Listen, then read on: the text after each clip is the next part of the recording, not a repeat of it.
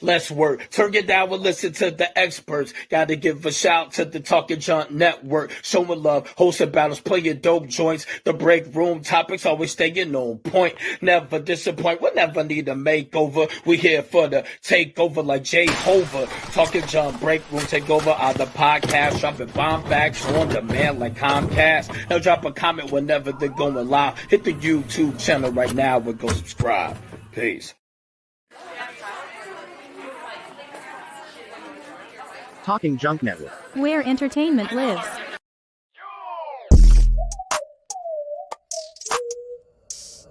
Welcome to Talking Junk. I'm your host, Jason Melendez. Live now every week. Talking Junk. A multitude of professionals in different aspects, different walks of life. You have to come on and talk junk like a normal person.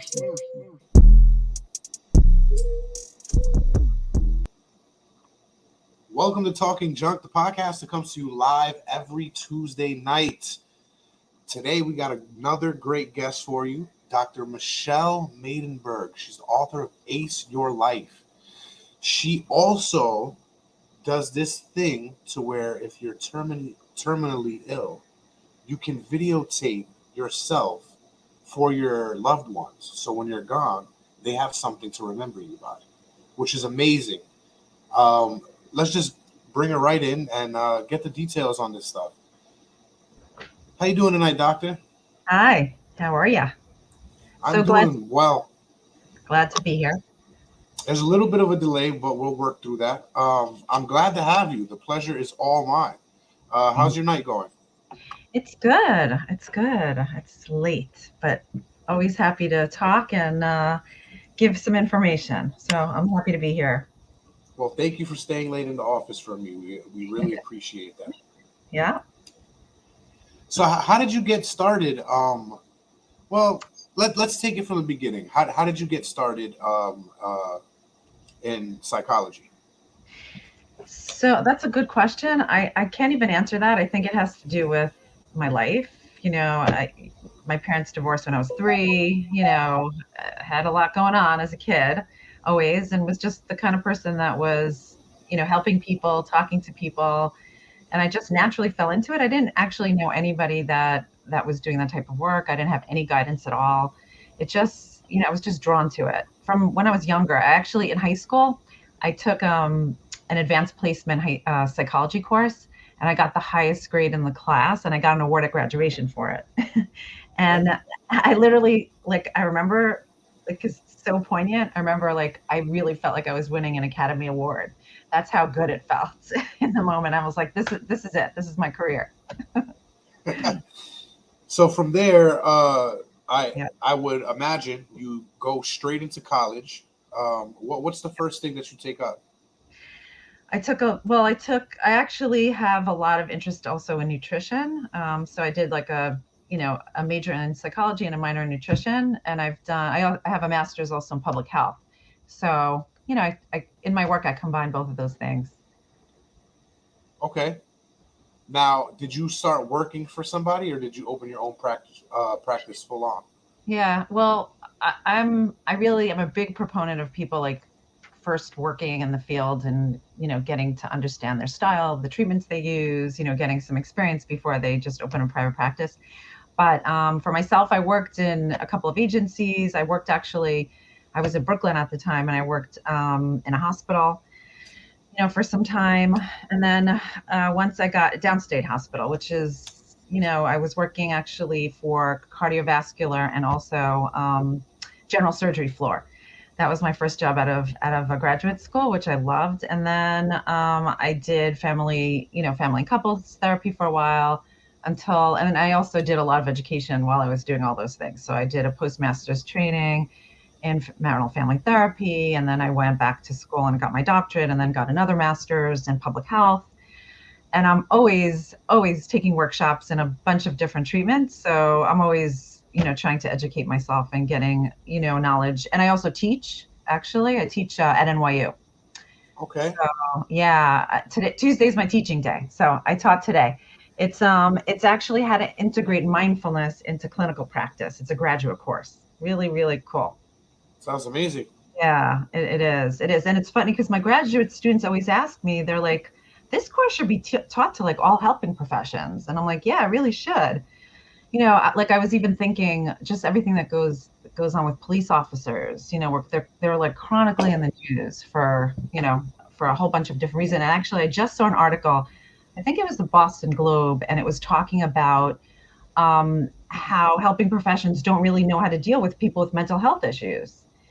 But if you think about it, right, if people on the street potentially are doing crimes and are having domestic issues and otherwise have mental, obviously are, could be struggling with mental health issues. Right. More than likely. I'm learning.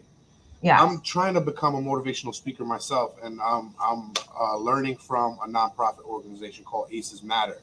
So we don't notice that those adverse childhood experiences are really what are the key to these mental illnesses. Yeah. But if you think about it, and I actually had a couple of police officers in my practice, who I treated, and they told me they got no training at all in learning how to, and that is, I mean, considering what's going on today, it's just astonishing to me. Not only do I think they need mental health training, but they also need screenings. Oh, there is screenings. There actually is screenings, for police officers. But again, in terms of education, right, how to de-escalate situations. Right. And the person that I work with, the one person that I'm thinking about, she happens to be like she's in therapy, right? She happens to be such an in tune, insightful, like engaging, wonderful human being, besides being a police officer. But she tells me how many times she was in situations where things could have gone awry if she didn't handle, the individual she was dealing with in a sensitive, empathetic, and caring way. And it makes all the difference. It really does. But, unfortunately, there really isn't knowledge on how to de-escalate, especially when you're dealing with somebody who is activated and, they could be activated from trauma for that matter. I'll never forget. I saw this video. It was fascinating. Somebody went into a jail, and it was a pretty, what's the word? Where they had a lot of security because it was, the crime. Maximum security. Thank you. That's what I was thinking. And it was a psychologist, and she went inside the jail and she asked, for those of you who were in homes where there was domestic violence, please stand forward. For those of you who were in homes, pretty much in line with the ACEs, kind of questions. Right. Please stand forward. And if I tell you, I think it was like 95% of the inmates were in the middle. I mean, what does that tell you? Hello? We're doing something wrong. Hello? It's like, it's nice that we don't believe in preventative care because it costs too much money, of course. Yeah. But when you think about how much could be prevented, it's sad. It's really sad. It's really, really sad. So what is your main area of focus right now in your profession? So I have my nonprofit, which you mentioned. It's called Through My Eyes, THRU. And the mission is, again, like you said, we videotape chronically medically ill individuals who want to leave a video legacy for their children and loved ones. It's a free service. The difference between kind of our service and others, and there really isn't anything like it, No, there isn't. I think yours is the first that I've ever heard. Yeah. Well, what's unique about this, and I have to say, it really came out of having a personal friend who's 36 years old and who was battling her second bout of breast cancer, and she had a 9-year-old child, and she, was asking me for guidance in videotaping. And the hospital that she was in, A, you had to ask for the service. B, it was a lot of money. C, it was done in the hospital. And D, you basically stood in front of the camera and spoke to the camera without any guidance whatsoever. Right. So it was also flat and it didn't have no production value whatsoever. And it was kind of cringeworthy because you're seeing them on their deathbed, essentially.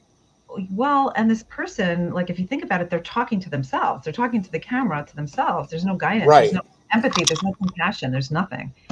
So I became enraged. I said, wait, somebody who's in, again, who's potentially dying, right? First of all, they're incurring so many expenses as it is. For them to have to incur an additional expense, I thought was egregious. Again, I think it should be done in the comfort of where they want to be doing it, not necessarily in the hospital. Four, I thought Right. that it should be clinically guided by a licensed mental health professional who could really be there with them and, ask them the questions that are relevant either to their family members or whatever the case is. So I came up actually with a questionnaire of over 200 questions. And what I do is I customize it to the person. And I ask them what topic they want to cover. And I ask them, let's say if they do have children, some don't, the ages of their kids. I ask them all of this information, ask them what topics they don't want to cover.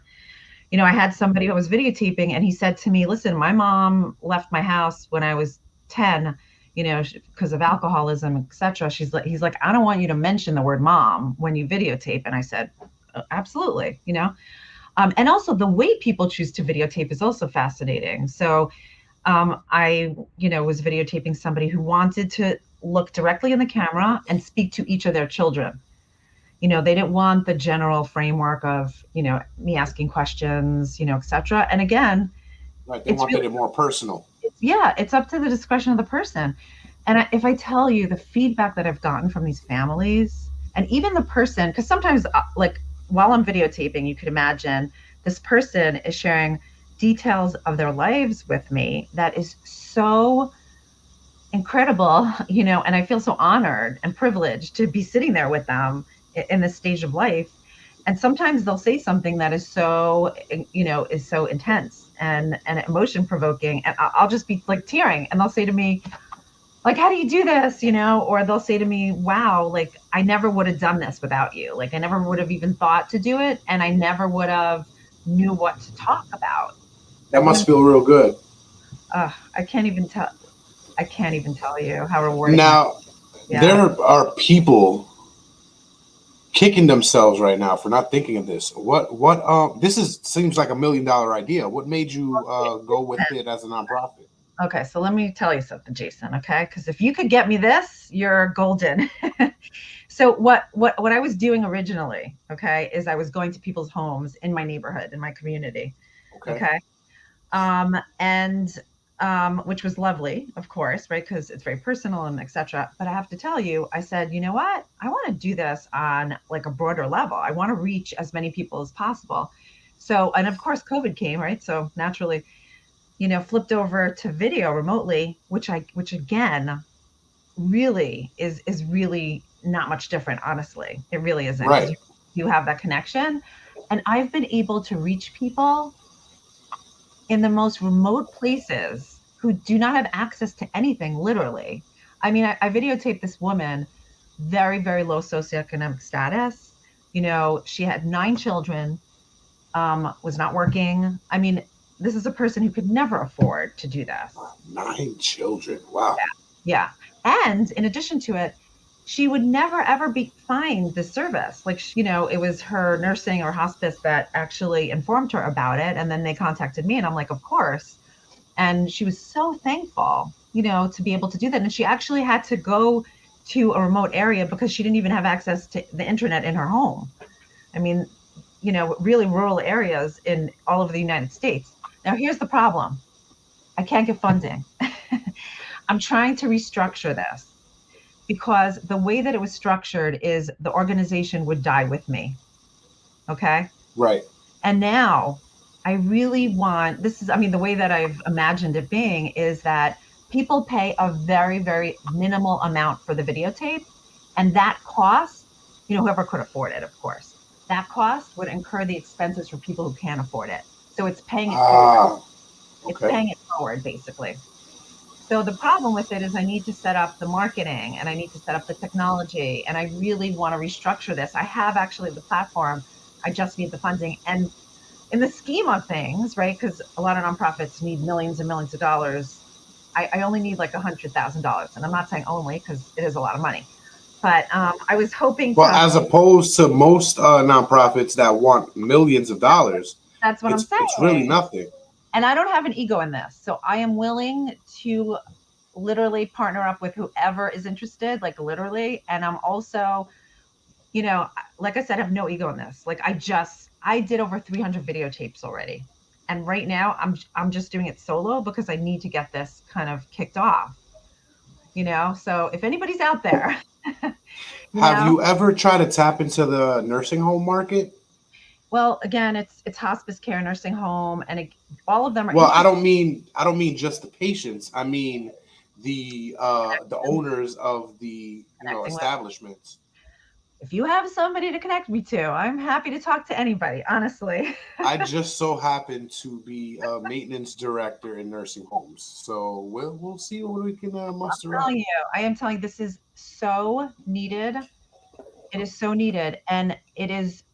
If I tell you how helpful it is to people who do it therapeutically, like people walk away and feel, first of all, connected, that they were able to share something, so it's therapeutic for them. And the fact, like what kids tell me, they're like, I get to hear my parent, I get to see their face and hear their voice, and they have that forever and ever. So it's really, really, I would say it's also critical. I also want to say that I have people in Portland, Oregon, who are researchers, and they are willing to help me do research to actually hone in on what the necessity and the needs are for people in palliative care, so that it would also change treatment that are given to people in palliative care. So that's pretty also amazing. It's very amazing. For those of you that are just joining us, we're talking about Through My Eyes, Dr. Maidenberg's 501c3 nonprofit organization that offers free clinically guided videotaping to chronically medically ill individuals who want to leave video legacies for their children and loved ones. We're talking about how she needs $100,000 funding for this to come to fruition, and it is something that is much needed in the community right now, especially with people just dying from the masses. You know what I mean? It's not just here and there anymore. It's in bunches. And what better way to help these people transition into the next phase of their life than to leave a video diary for their loved ones? Yeah. And the questions are really, like I said, I really gear it towards each person individually. So it's customized also. So, I have this fantasy of like kind of connecting with either like an influencer or like, a celebrity who like is really, because everybody knows somebody who died, right, prematurely. I mean, I've videotaped people in their 20s, 30s. I mean, every age you can imagine. I'll never forget. I videotaped this guy. He was in his early 30s and he had a 2-year-old child. And while I was in his house, and I'm not even making this up, while I was in his house, his child like got up and walked across the room, and it was the first time that his son took a step, and we were all like, wow. But it was like, and I'm sitting there and I'm like, this guy has like a few months to live. Like it was so happy and it was so sad at the same time, so heartbreaking. He had cancer. I mean, but that's a memory that will live in his son's heart forever, because now it's documented. That's right. That's exactly right. Doctor, give me 2 seconds. We're going to go have a word from our sponsors, and we'll get right back. I want to talk about your book when we get back. It's going to take about maybe a minute and a half. Sure. All right. See you in a second.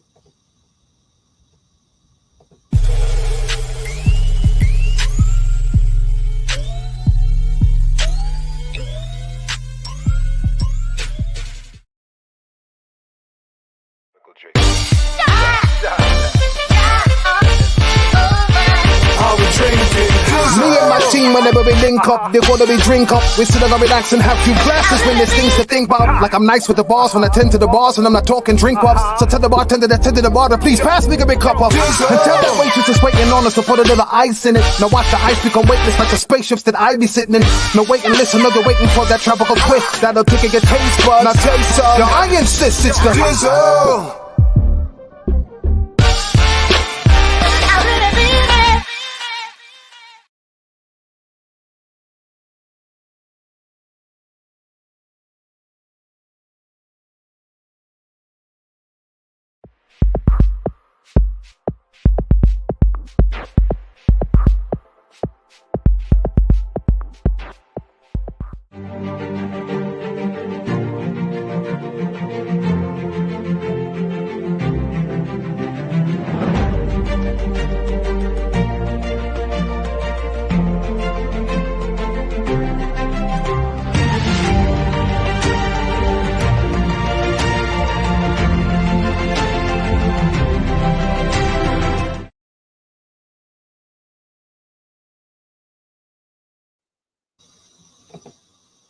We are back with Dr. Michelle Maidenberg. We just found out about her nonprofit, Through My Eyes, and the wonderful work she's trying to do there. What is that what your book is about, or is your book about something totally different? Not at all. The book is totally different. It's called Ace Your Life. Here it is. I love the cover. I'm so excited.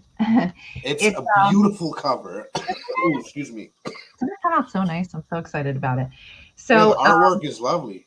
yeah, it is. And it's unleash your best self and live the life you want. Yeah, so ACE Your Life stands for acceptance, compassion, and empowerment. Okay, so the whole book is really predicated on that. So the way that I broke it up, and this is my life's work, and this I really teach people on, how to really live the life they want. So it's not based on a specific topic, or a specific issue or challenge. I really refer to it as stuckness, and that could range anything from, not following through on habits, or whether it's, having anxiety or depression, or whether it's struggling in your interpersonal relationship. It could be anything. It really could be anything. So I talk about our thinking, because that has a lot to do with whether we kind of follow through on tasks or not in our lives, right? Our values, and then the acceptance. Almost becoming complacent with oneself. Well, it's not, when I break it up in terms of the acceptance, compassion, empowerment, the first parts talk about the barriers that keep us from having self-acceptance, self-compassion, and empowerment. And then the second chapters talk about how to integrate it and cultivate it in our lives. And then there are exercises. And at the end of each chapter is a guided meditation. There's a QR code with a guided meditation, because I have a YouTube channel with guided meditations that I publish weekly. Yeah. So it's really, I think about it as a roadmap, how to live your life in general. And I use it in my personal life. It's actually changed my life dramatically. And I teach these skills, and these tools to the clients that I work with, the patients I work with. And I see incredible transformations. Sometimes I'm floored by what I see, honestly. How people really make movement is just incredible. If you don't mind sharing a story, what is the craziest transformation you've seen thus far? I've seen so many, but I'll mention one. I'll mention two, actually. One, unfortunately, I was working, this is, recent, where somebody was raped. Oh my God. Yeah, somebody was raped in a park, and you can imagine the trauma, right? The trauma, because I do work with a lot of people who do have trauma, whether it's a single incident trauma or it's cumulative trauma or whatever the case is. And that's a given, especially in your line of work. Yeah, for sure. And she was having trouble functioning. She was having trouble going to work. She was having trouble going on the subway. I mean, A to Z. She really just shut down because she was so She was so fearful. Like everything she would do, she would just be fearful. And I did some EMDR with her, which is eye movement desensitization reprocessing. Some work with her. It's a long. I have the machine back there, but it's based on bilateral stimulation.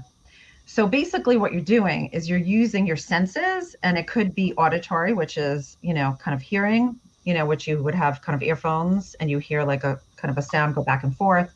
Eye movements, which is a little kind of light beam.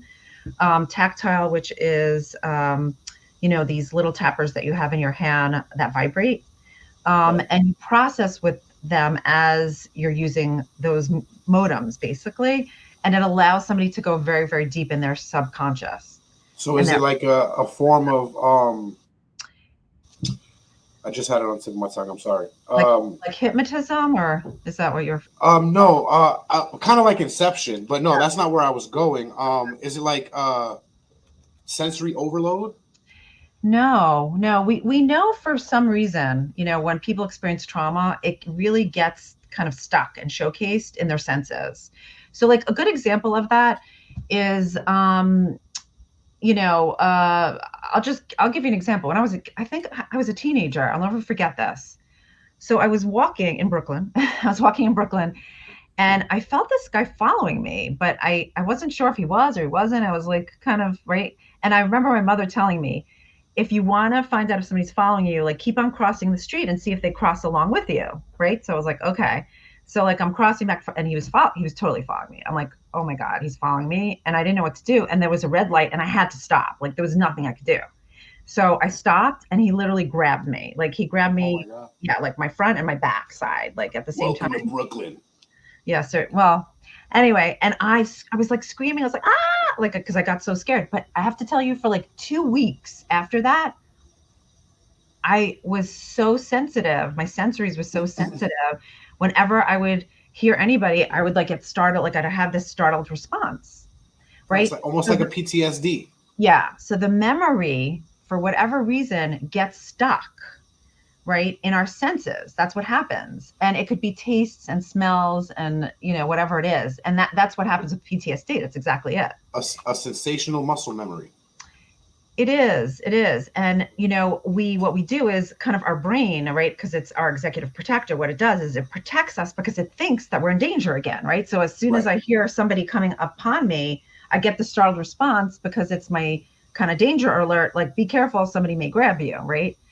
And that like it took a long time till I got that startled response, but some people, especially depending on the extent of the trauma and their prior history and on, right? So I was working with her with the EMDR, and she's back at work. She's not having any symptoms at all. I mean, it's pretty amazing, That's just one example. Another example is, and this woman is like my prize package, I have to say. Like when she first came to see me, she failed her bar exam, which is, to become a lawyer, six times.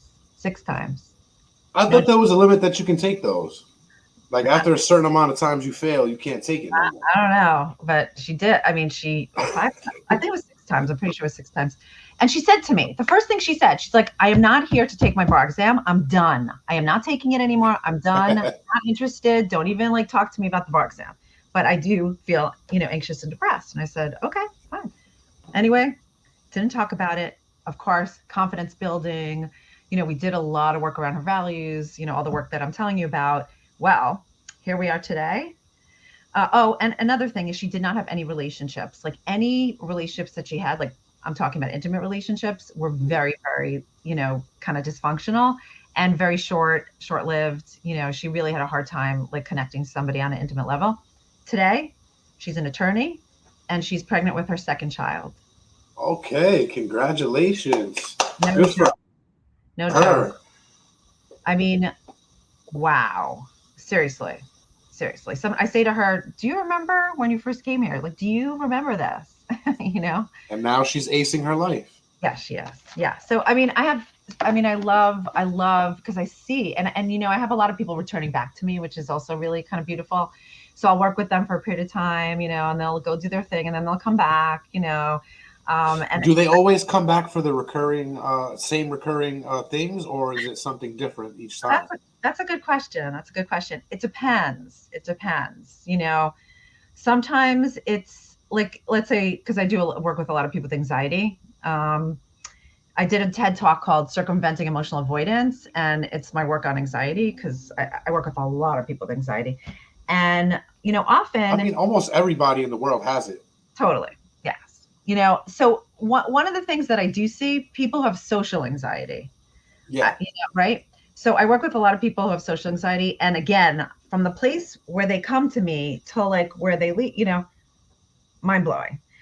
But then they may return back, but it's not necessarily based on on their interpersonal relationships. It may be based on like, let's say they're getting into like, it was friendship earlier. Now it's intimate relationships, which is a whole other ball of wax, right?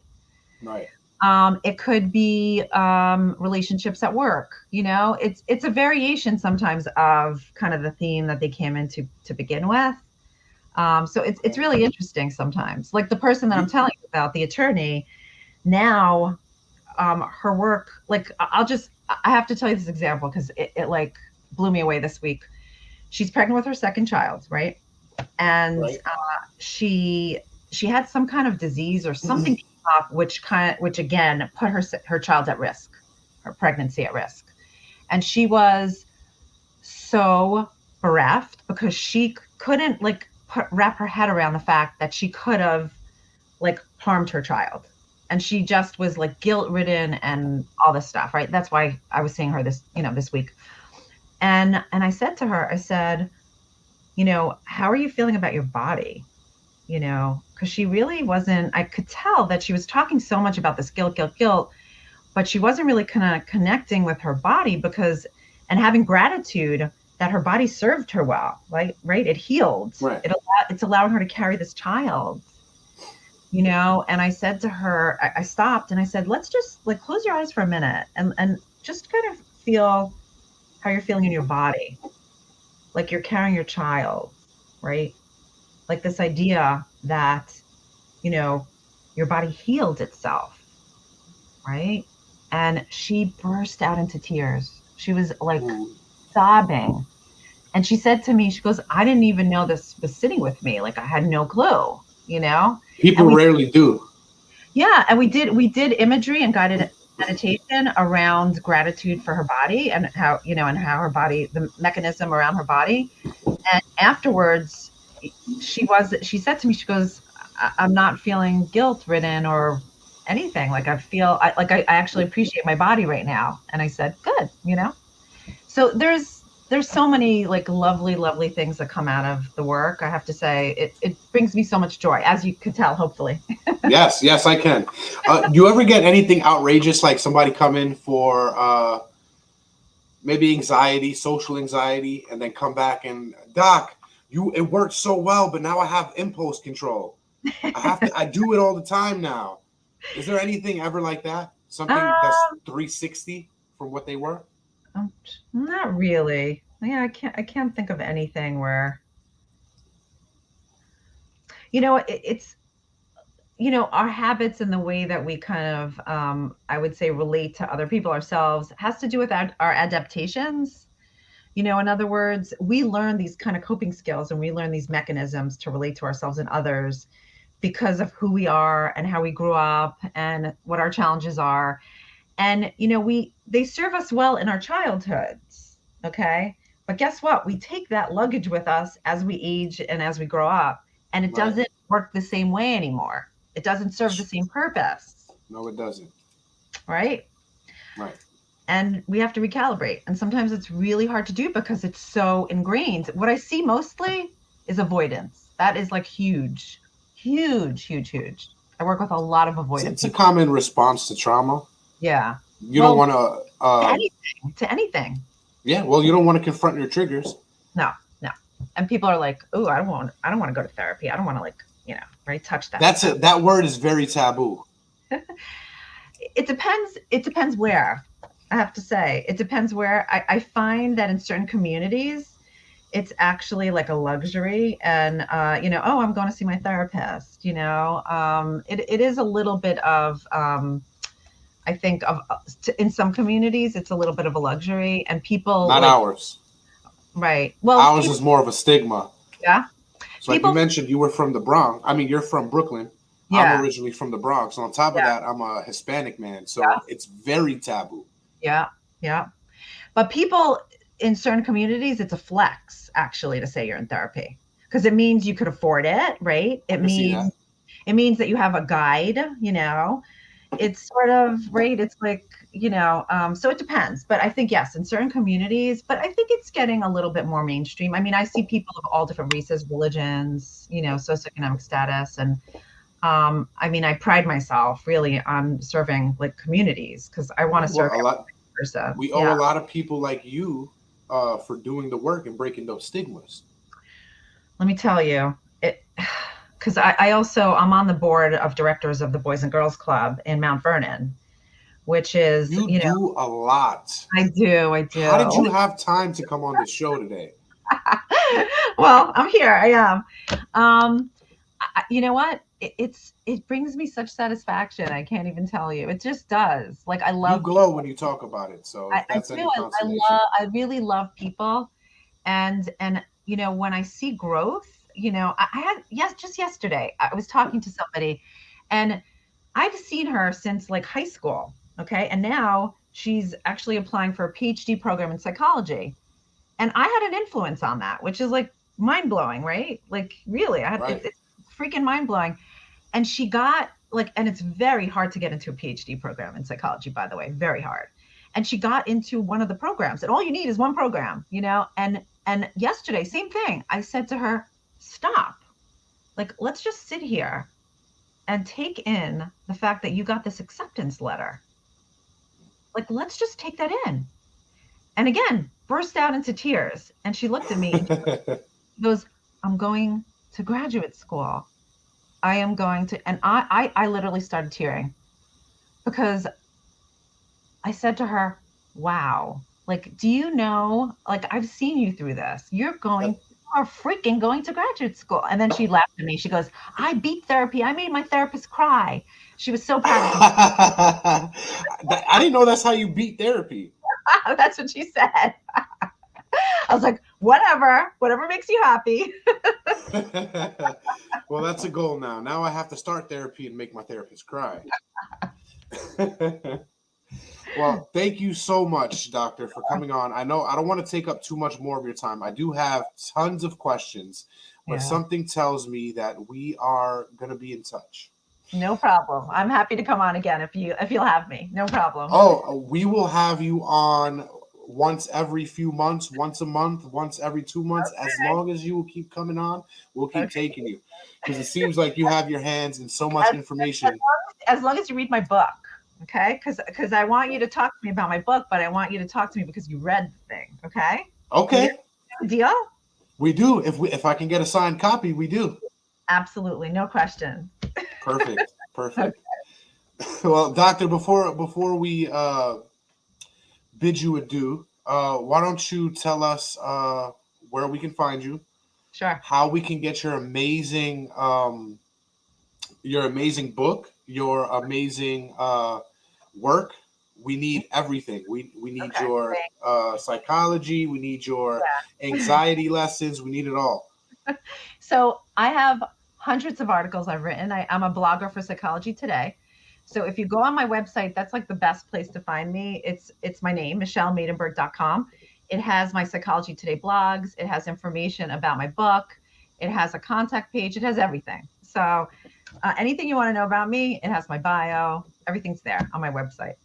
So that's what I would recommend. I also I videotape every week a guided meditation on YouTube.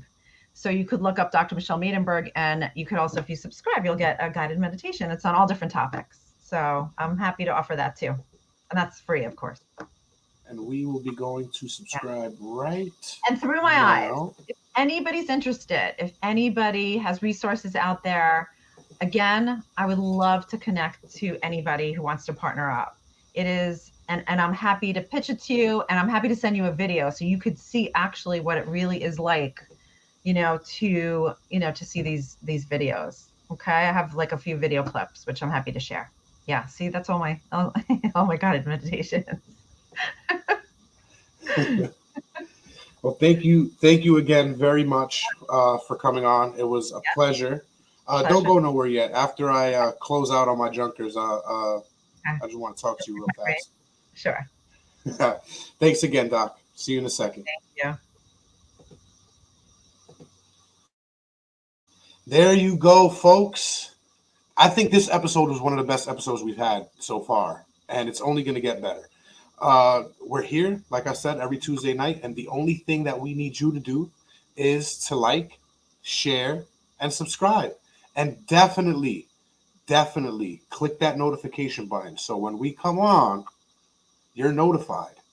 Now, we like to say it a little differently on the break room on Friday nights. We like to say, click that notification so we can ring off in your boxes, and you'll know when we're buzzing. But that is only Friday nights. So tune in this Friday night. We're going to be doing a redux on the first episode of Talking Junk when it was very different from what it is now. We spoke about Orlando Brown on the first episode of Talking Junk, and we're going to take that into the break room because he has been outrageous for years, but more so in this day and age. So we're going to talk about that this Friday, so stay tuned. Again, thank you guys for tuning on. Look at me. Tuning in. on the Talking Junk Network. Every single week, we're going to have great guests for you, like we always do. And be sure to go to michellemaidenberg.com so you can ace your life. Because if you can't take your life by the reins, what the hell are you doing in 2023? Stay tuned next week. We love you. Peace out.